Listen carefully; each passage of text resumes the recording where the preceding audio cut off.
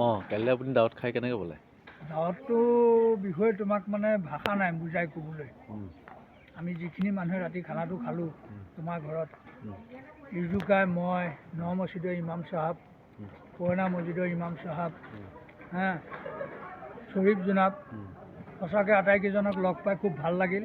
খুব ধুনীয়া এটা খানা খোৱালা, হা, বেহতেৰিন খানা খোৱালা। আল্লাহ তোমাক আৰু তৌফিক দিয়ক আমাক এনেকৈ ধুনীয়াকৈ খুৱাবলৈ।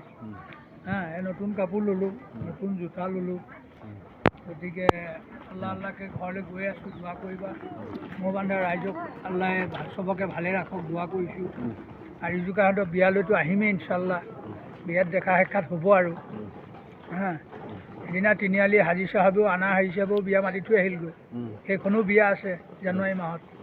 হা, গতিকে সকলোকে আকৌ বিয়াত লগ পাম ইনশাল্লাহ। আৰু মোৰ কাৰণে সকলোৱে দোৱা কৰিব। আৰু ৰিজুকাৰ ছোৱালীজনী ভালে কুশলে বিয়া হৈ যাওক, দোৱা কৰিছোঁ। সৰুজনীও হৈ যাওক, হা, তাৰ কাৰণেও দোৱা কৰিছোঁ।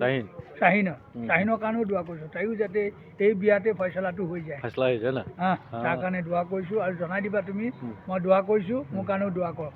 খুদা হাফিজ, ধন্যবাদ।